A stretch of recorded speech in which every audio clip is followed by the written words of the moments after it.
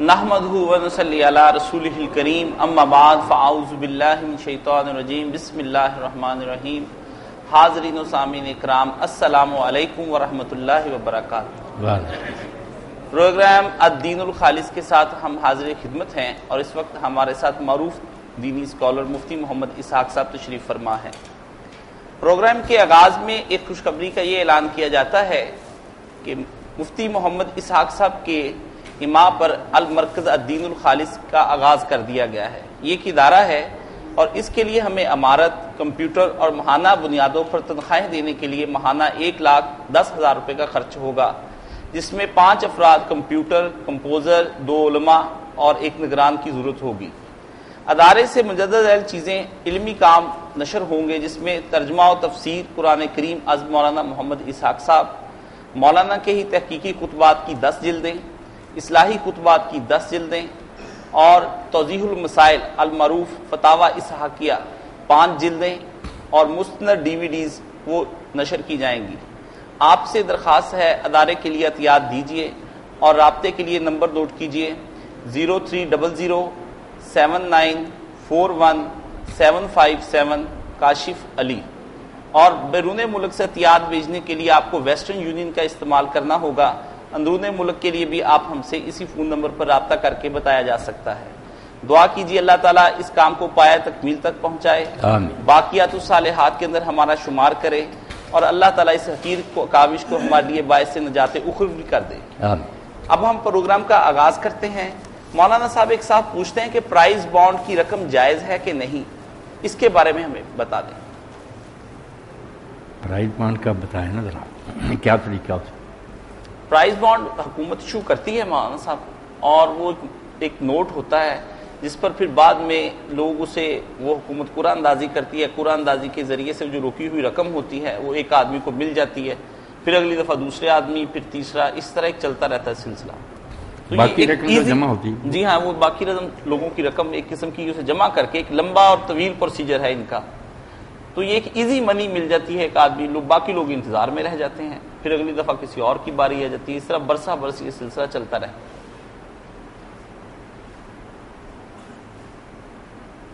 اس میں پھر کیا خرابی نظر آتی ہے بتائیں؟ بظاہر تو مولانا اس میں کوئی خرابی نہیں ہے، لیکن اندرونی طور پر اس کے اندر بہت سے بینکنگ نظام کے سسٹم کو جو لوگ جانتے ہیں وہ کہتے ہیں کہ یہ قسم کا سود ہی ہے، اور اسے بڑے طریقے سے دولت منجمد کر کے ایک کو خوش کر دیا جاتا ہے، باقی تمام لوگوں کو نقصان ہو جاتا ہے۔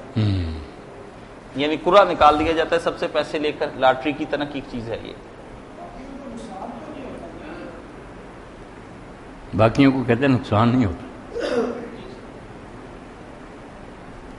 یہ تو بینک کا کوئی آدمی نا اچھی طرح وضاحت اس کی کرے تو انشاءاللہ پھر اگلی مرتبہ بات اچھی طرح واضح ہو تو چلیے انشاءاللہ ہے جوئے کی قسم کی چیز ہی معلوم ہو۔ جی ہاں، ایک ساتھی پوچھتے ہیں مولانا صاحب برائے مہربانی یہ فرما دیں کہ کیا کوئی آدمی رکوع اور سجدے میں درود و سلام پڑھ سکتا ہے جیسے کہ شیعہ بھائی بھی پڑھتے ہیں؟ میں نے بہت سے لوگوں سے پوچھا، انہوں نے کہا نہیں، فقط وہاں پر آپ تسبیحات پڑھیں اور بس۔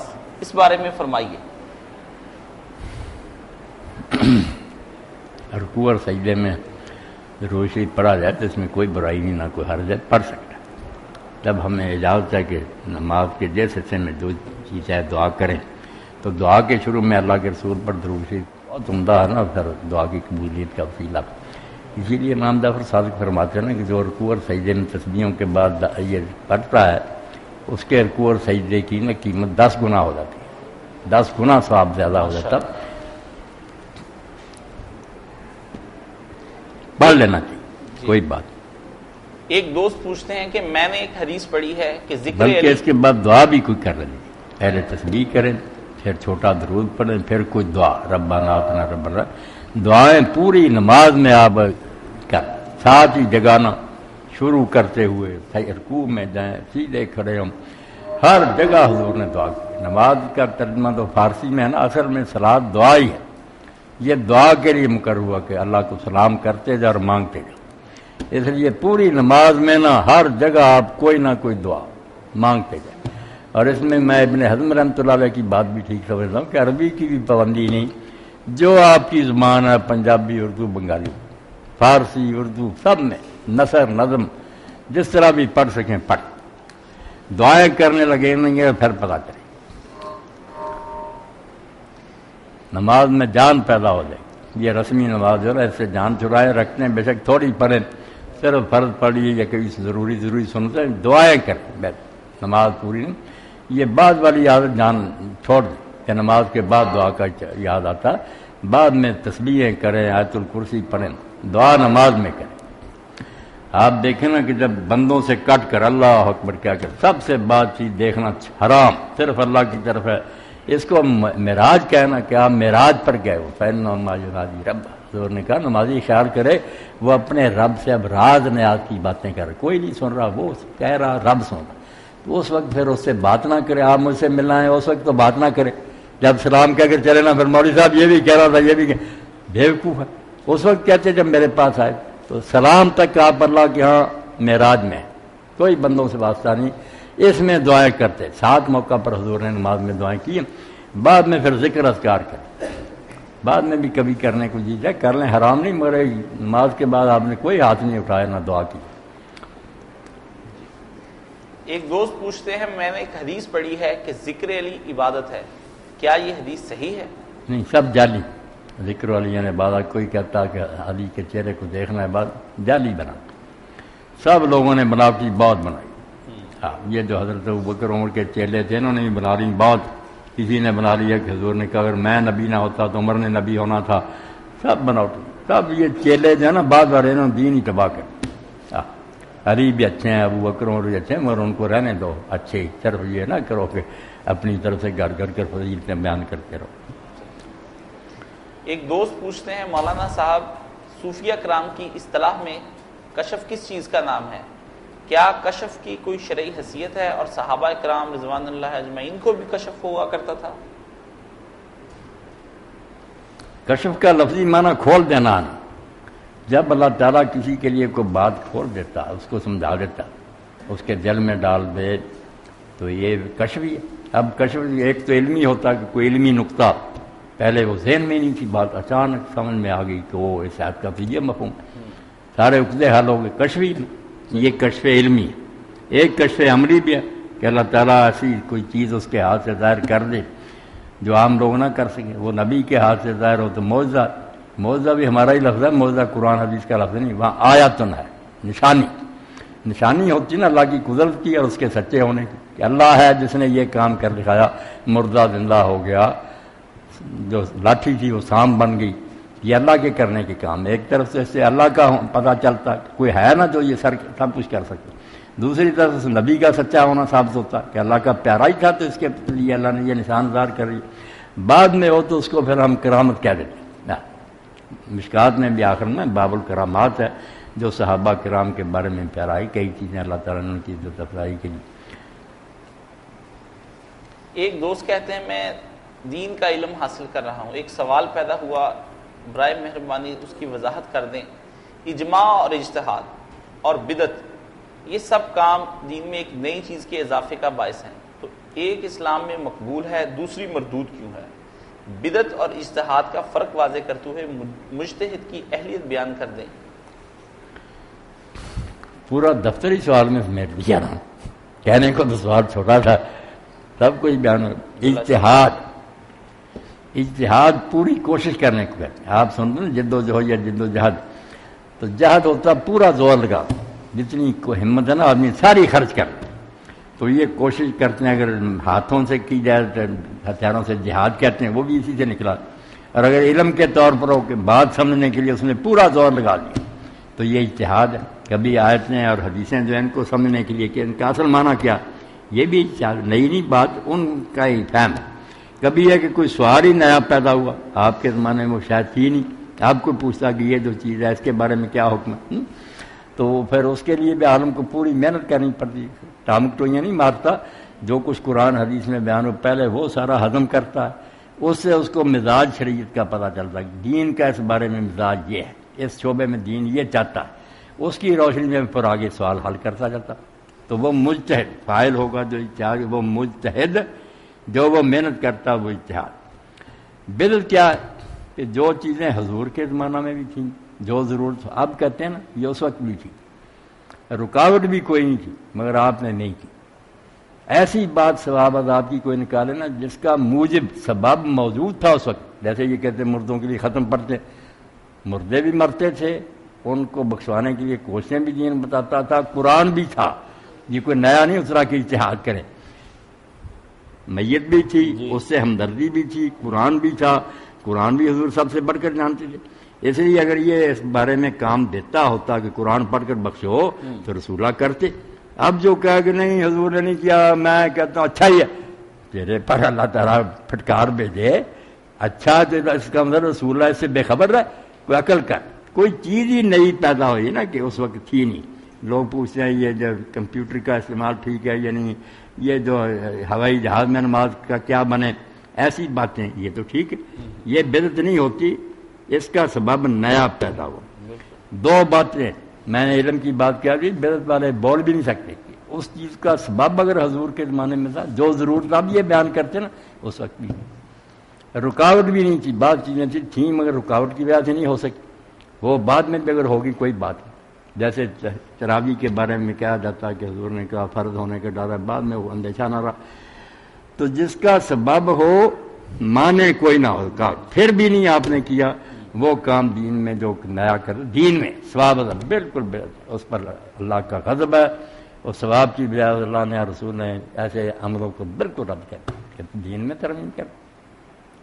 اب لوگ کہتے ہیں دین تو سارا ہی ہے، اسلام میں ساری چیزیں دین ہی نہیں. فرق کرنا، ایک تو ہے کہ دین میں سب شعبوں کے بارے میں رہتے ہیں، خاوند بیوی کے تعلقات، میلارات، تجارت، اس لحاظ سے تو دین سارے کو محیط، سب کو اپنے دائرے میں لیتا. مگر ایک اور مفہوم ہے کہ جو ثواب عذاب کے لیے کام کیا جائے کہ اللہ خوش و جنت ملے، وہ دین ہے. جو ہم اپنی دنیا کے معاملات کو بہتر چلانے کے لیے کس طرح اگر کھاد ڈالیں فصل زیادہ ہوگی، ہوائی جہاز سے سفر کرے، جو مسلم بھی کرے کافر بھی کرے، فرق کیا ہوگا؟ دینی کام کافر نہیں کرے گا ثواب عذاب کا، دوسرے کام ہم بھی کریں گے وہ بھی کریں گے. تو ایسے کام جو ہیں وہ دنیا کہلاتی ہے. یہ حضور نے جب کھجوروں کو پیوند کرنا تھا نا، وہ مدینہ کے کسان جانتے تھے کہ کھجور جو ہے اس میں نار مادہ، اب تو زراعت نے ثابت کر دیا نا کہ ہر فصل میں، ہر جڑی بوٹی میں نار مادہ ہے، دنیا کی کوئی شے مذکر مؤنث سے خالی نہیں. تو جانتے تھے کہ یہ کھجور نر ہے، اس پر جب بور آتا وہ توڑ کر نا مادہ کھجور کے اوپر اس طرح بکھیر حمل ہو جاتا، تلقی کہتے تھے. بہت کھجوریں لگ گئی. حضور نے دیکھا، آپ نے کوئی تجربہ ہی نہیں تھا، نہ یہ دینی مسئلہ تھا. آپ نے کہا یار کیا کرتے ہو، خود ہی پھل لگے. انہوں نے سمجھا نبی نے کہا نہیں کیا، فصل تباہ، کچھ نہیں ہوا. انہوں نے کہا یار سورا مرا تو بٹا بیٹھ گیا. تو آپ نے اس موقع پر فرمایا کہ میں جب تمہیں دین کی کوئی بات کہوں تو مجھ سے لے لو، اور دنیا کے کام تم مجھ سے بہتر جانو، یہ تم خود ہی بہتر جانے. اس میں کلیئر کٹ کیا گیا. اور جو پیچھے پڑے تھے ان کو کہا لا تو آخر نہیں بتا، یہ کوئی دین تو نہیں. میں نے اپنے اندازے سے ایک بات کی تھی، اگر نہیں ٹھیک نہیں کی تو چھوڑو اس کو. اس سے پتہ چل گیا کہ دین وہ کام جو ثواب عذاب کے لیے. اور پہچان کیا وہ کافر سے آپ کہنا عیسائی ہندو سے تم ختم پڑھو، اس نے کہا نہیں یار تمہارے دین تو ہوگا، میں نہیں کہہ رہا. جو کام ہم بھی کریں وہ بھی اگر ہم نیک نیتی سے کریں چلو اللہ خوش ہو جائے گا، بری نیت سے کریں گے گناہ بنے وہ الگ ہے. بذات خود وہ نہ نیکی ہے نہ بدی ہے، دنیا کے کام. آپ پلاؤ پکائیں، پھرنی پکائیں، بریانی پکائیں، اس کے لیے کوئی حدیث دکھانے کی ضرورت نہیں.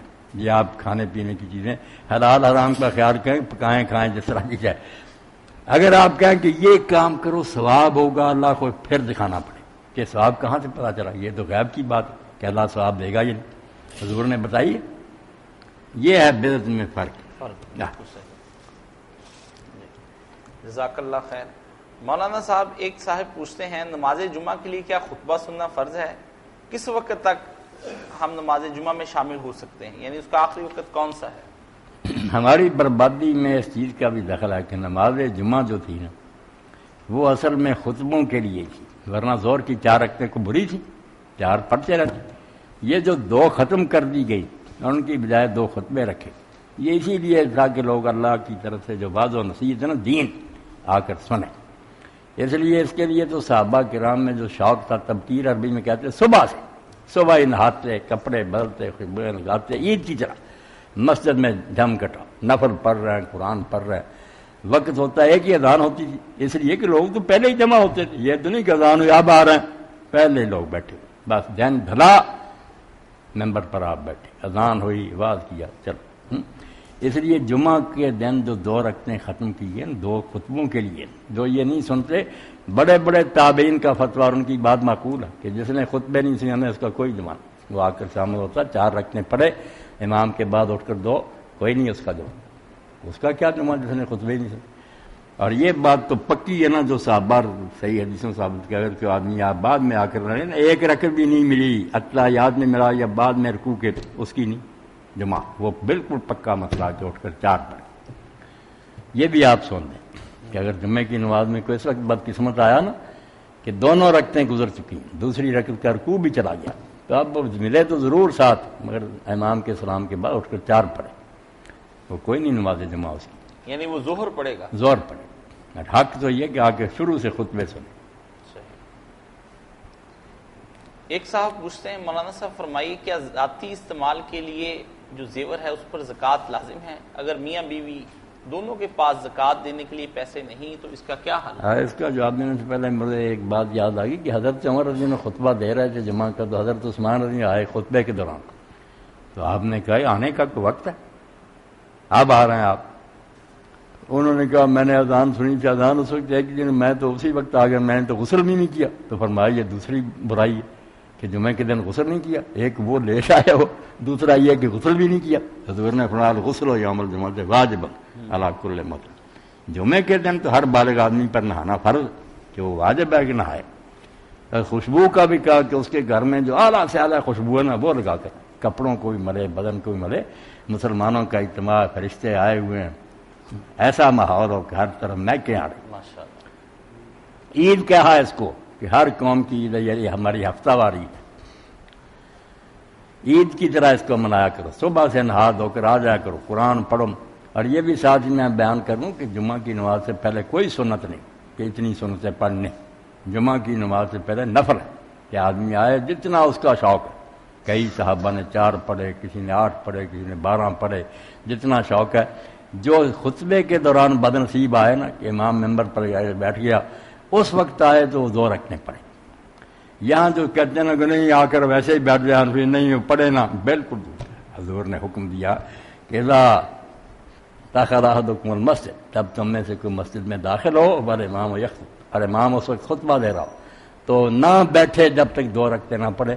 یہ جو آتے ہیں نا عربی خطبے سے بیٹھ جاؤ بات سنو، بعد میں اٹھ کر وقت دیں گے، عجیب بات، جب پڑھنی تھی بٹھا دیا اور آپ وقت دے رہے ہو، یہ کون سا وقت ہے کہ آپ اٹھ کر سنتے پڑھو؟ سارے کام الٹے ہیں مسلمانوں کے۔ جب آتے ہی بے شک خطبہ ہو رہا، 2 رکعتیں پڑھے، مگر ہلکی لمبی نہ پڑھے۔ اور اس پر شاہ ولی اللہ رحمۃ اللہ نے اس زمانے میں چونکہ حنفیت کا غلبہ تھا، انہوں نے تھوڑا بہت دین کو زندہ کیا۔ وہ کہتے ہیں ہمارے شہر کے لوگ بے شک چیختے ہیں دہلی کے، کوئی نہ سنو، صحیح حدیث پاک ہے کہ جب خطبہ ہو رہا ہے 2 رکعتیں پڑھے، پڑھ کر بیٹھے۔ تو ہم تو یہاں جو بیٹھے نا دین الخالص کے لیے، ہمیں نہ حنفیت سے دشمنی ہے، نہ حدیثوں سے کوئی ہمدردی ہے، نہ کسی اور گروہ سے کوئی بیر ہے۔ جس کی بات سمجھیں گے نا کہ وزنی کہہ دیں گے اللہ نام، بے شک کو راضی ہو یا نہ راضی، دلیل کا مطالبہ کرے، دلیل پرکھ بس۔ مولانا اسی کے ساتھ یہ بھی فرما دیں کہ مسجد کو آ کر یہاں پہ اگر بتی جلانا، خوشبو یہاں پیدا کرنا، یہ بھی کوئی مستحسن عمل ہے کہ مسجد کو صاف ستھرا رکھے اور خوشبو وغیرہ سے مہکا دے؟ بالکل، یہ تو اللہ کے رسول علیہ السلام نے حکم دیا کہ محرم مسجد میں بناؤ، اس کو صاف ستھرا اور طیب خوشبودار کرو۔ حضرت عمر رضی اللہ عنہ کے زمانے سے واقعہ مجمر محکمہ بن گیا، جن کا کام یہ تھا کہ اگر بتیاں وغیرہ سلجھا کر جگہ جگہ رکھتے تھے مسجد، یہ باقاعدہ ہر مسجد میں تنخواہ ان کو دی جاتی۔ مسجد مسلمانوں کا مرکز ہے، اسی لیے آپ نے فرمایا جس بندے کو تم دیکھ لو کہ مسجد میں آتا جاتا رہتا، مسجد سے اس کا بڑا لگاؤ، اس کے ایمان کی گواہی دو، کہو مومن۔ جو بے ایمان مسجدوں میں نہیں آتے وہ کیا کلمہ پڑھا اور مسجد کا کوئی پتہ ہی نہیں، مسجد بھی کوئی چیز نہیں۔ یہ صاحب آپ سے سوال دوبارہ پوچھتا ہوں کہ کیا ذاتی استعمال کے لیے زیور پر زکوٰۃ لازم ہے؟ اگر میاں بیوی کے پاس زکوٰۃ دینے کے لیے پیسے نہ ہوں تو کیا حل ہے؟ ایک افسر ہی ہیں، ان کا مجھے فون آتا، ان کے بھائی نے پہلے لندن سے کیا تھا، پھر انہیں بھی بتا دیا کہ وہ بھی آپ کو فون کریں گے۔ وہ بھی یہی پوچھتے تھے کہ اتنا تولے سونا میرے پاس ایک مرتبہ کہا دے دی ہے، ہر سال دیں گے، تو میں نے بھی یہی بتایا کہ جب تک وہ ہے نا آپ کے پاس ہر سال دیتے رہے. اس کی زکوٰۃ یہ نہیں کہ ایک بار دے دی. اور بعض لوگوں نے یہ بہانہ بنا لیا کہ جو پہننے کے لیے اس پر نہیں، جو رکھے ہوئے اس پر، سب بناوٹی بات. سونا چاندی کسی شکل میں نا آدمی کے پاس زکوٰۃ پیسے نہیں دینے کے لیے پھر ٹکڑے کرا کے نا سونار سے اتنا کام کرتا جائے، جب وہ 7.5 تولے سے کم ہو جائے گا خود ہی ختم ہو جائے گا. اور اگر پڑا ہے نا پھر جہاں سے جی چاہے لے کر دو، زکوٰۃ دینی پڑے. زکوٰۃ دینی پڑے گی. ایک دوست پوچھتے ہیں مولانا صاحب حدیث پڑھنا شروع کی ہے، حدیث کے راویوں کو پرکھنے اور محدثین کے تراجم لکھنے کا کام سب سے پہلے کس نے شروع کیا تھا؟ بہت سے لوگوں نے کتابیں لکھی تھی جو بعض والوں کو ملی. ہمارے پاس جو اب سرمایہ ہے نا ان میں سے تہذیب التہذیب بہت بڑی کتاب ہے، جس میں عرب بے کے حساب سے نا سارے جو راوی ہیں مسند احمد کے حساب سے سب کا بیان ہے کہ کس کے شاگرد ہیں، ان کے شاگرد کون ہیں، کس زمانے میں ہوئے ہیں، حافظہ کیسا تھا، کس کے کتاب میں ان کی روایتیں ہیں. بہت بحث ہے تہذیب التہذیب. اور اگر اتنے دفتر نہ پڑھ سکے 12 جلدیں پھر چھوٹی ہے تقریب التہذیب، اس کا خلاصہ نکال دیا انہوں نے آپ ہی. اس میں صرف یہ کہ راوی کا نام آگے بتایا ہوا کہ موت برے یا نہیں موت. ساری بحث جو سی نا پوری کتاب میں اس کا نچوڑ نکال تقریب التہذیب رکھ لے. صحیح. ایک دوست پوچھتے ہیں میں یہ سمجھتا ہوں کہ عذاب قبر صرف روح کو ہوتا ہے اور روحیں علیین اور سجین میں ہوتی ہیں اور جسم ختم ہو جاتے ہیں، انہیں کوئی عذاب نہیں ہوتا. کیا یہ میرا عقیدہ قرآن و سنت کی روح سے درست ہے یا اس میں کسی اور چیز کی بھی ترمیم ضروری ہے؟ جب ہم ایسی باتوں میں پڑ جاتے ہیں نا جن کے حل کرنے کا ہمارے پاس کوئی ذریعہ نہیں، کس طرح منوا دیں کہ یہ ہوتا ہی نہیں. بس یہ ماننا کہ مرنے کے بعد بھی شعور باقی ہوتا، سمجھ اسی طرح رہتی، اس کو دکھ بھی محسوس ہوتا، سکھ بھی ہوتا. اب وہ اس لباس میں ہے جیسے میں نے کپڑے پہنے یہ ننگے ہونے کے بعد ہے، یہ اس بحث نے کیا لینا. روح بالکل ایک ہوش حواس والی چیز ہے. اور یہ بھی لوگوں نے معلوم کیا کہ جو روح ہے نا جتنے آپ بیٹھے اسی شکل وہ نکلی ہوگی نا، اسے آپ دیکھیں گے بالکل ایسا کہ میں یہی ہوں گا، آپ ہوں گے، آپ وہی حلیہ، ذرا فرق نہیں ہوگا. اس لیے انہیں پہچاننے میں ایک دوسرے کو پریشانی نہیں ہوگی. صرف وہ ایک ایسا پیکر ہے نورانی پتلا جو اندر چھپا ہوا ہے، ایک یہ بڑا ہے، اس میں سے چھوٹی سی کاپی ایک باہر نکل جاتی، چلتی پھرتی بولتی نمازیں پڑھتی سمجھتی سوچتی سب کچھ ہے. اس میں زیادہ بحثوں کا کیا فائدہ. یہ عقیدہ بالکل اسلام کا کہ اس کو قیامت تک سکھ بھی ہے دکھ بھی ہے. صحیح.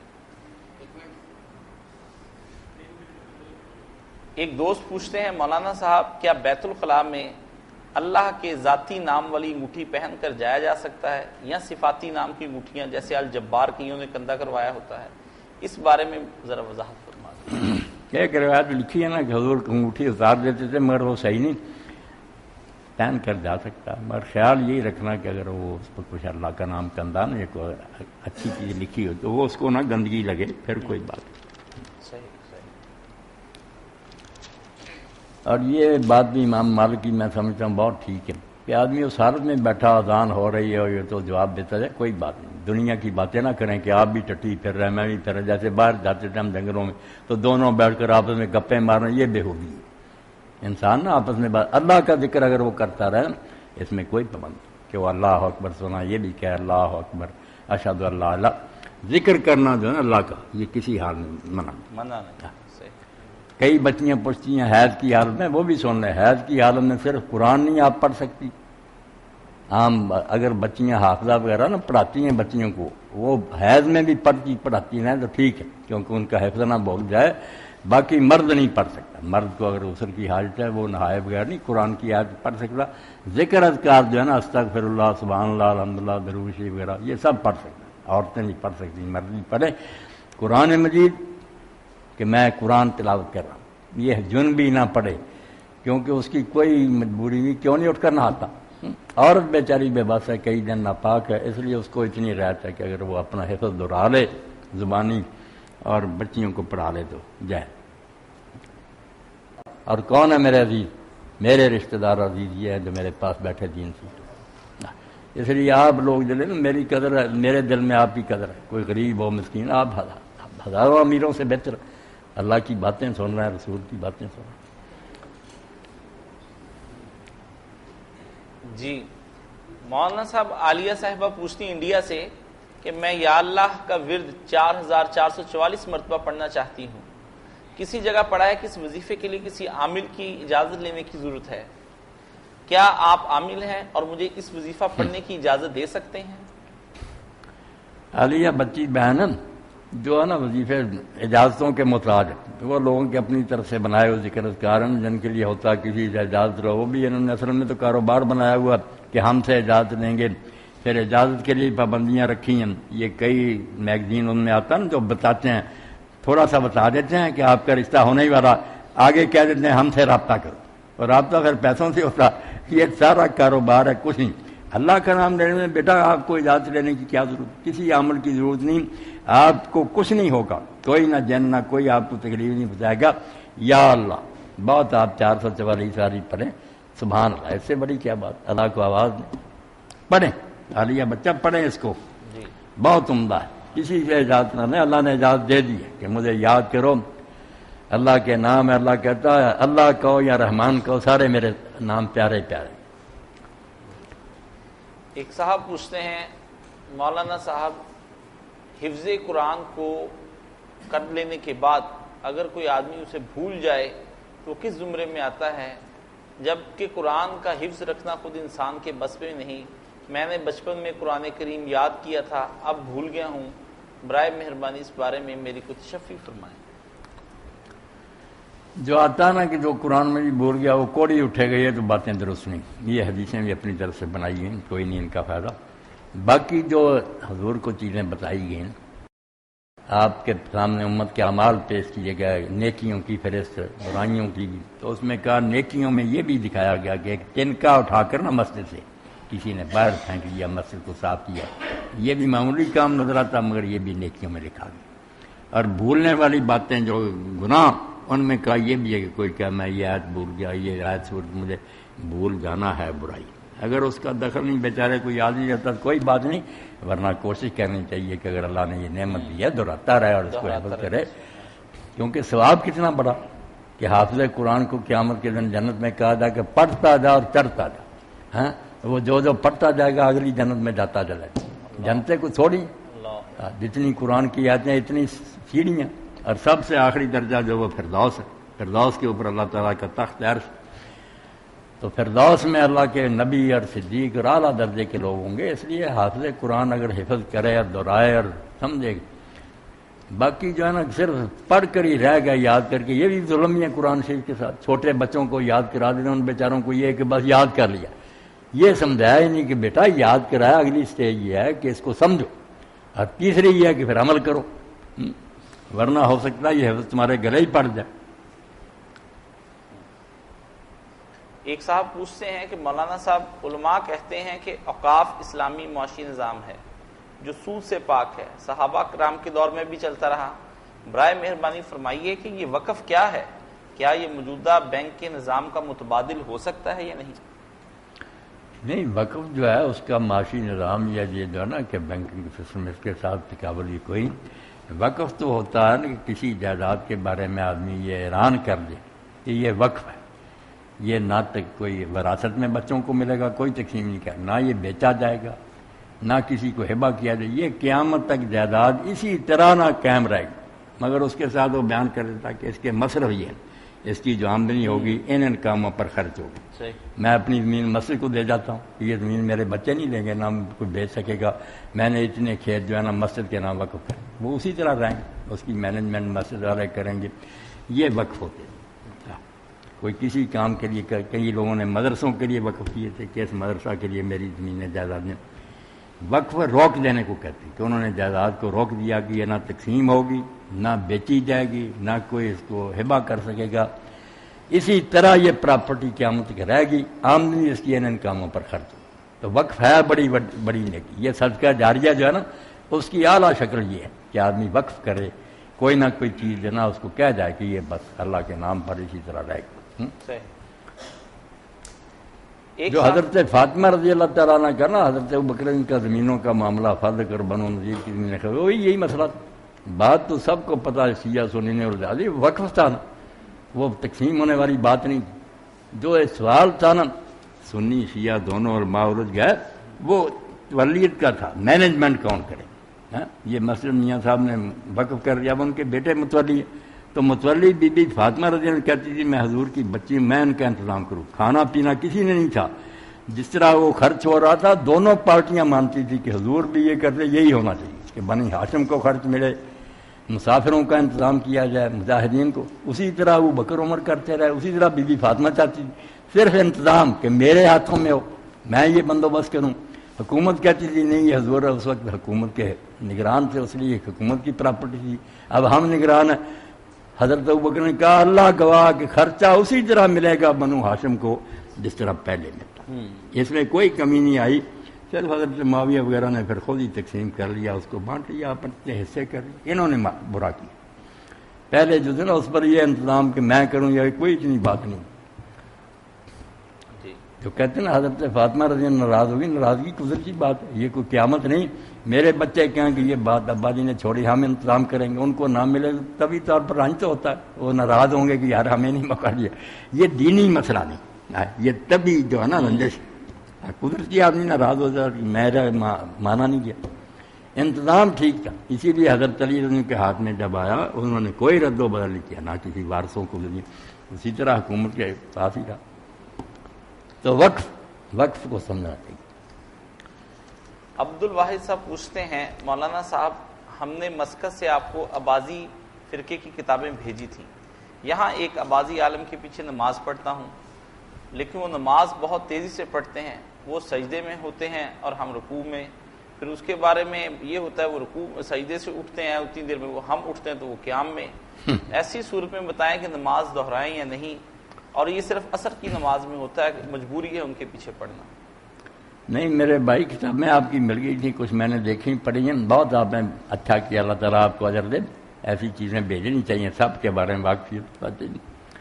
تو آبادیوں کو بھی جو کہتے ہیں مسلمان نہیں، یہ بھی زیادتی ہے، ان اسی طرح مسلمان ہے جیسے ہم ہیں، تھوڑی باتوں میں اختلاف پھر کیا ہوا.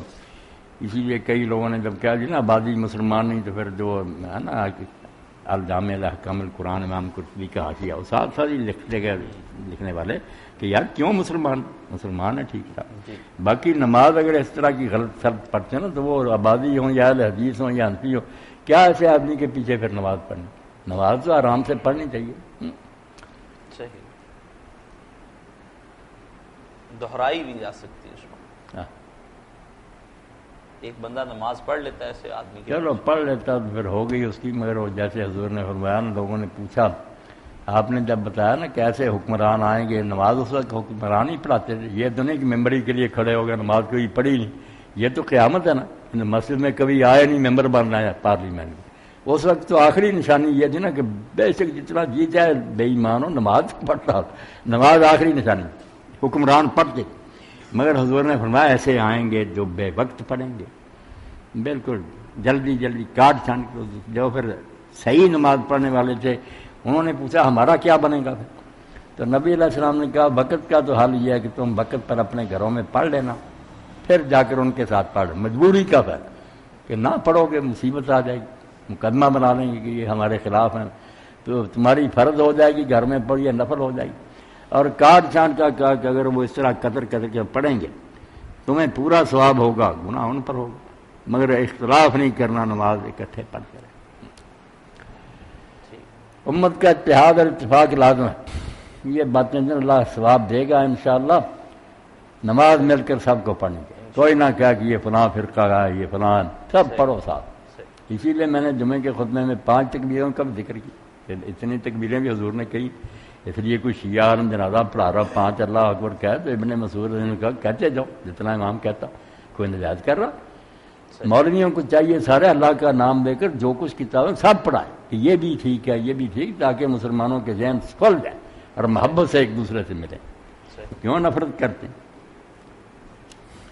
اسی کے ساتھ ہم آج کا پروگرام ختم کرتے ہیں. وآخر دعوانا ان الحمدللہ رب العالمین.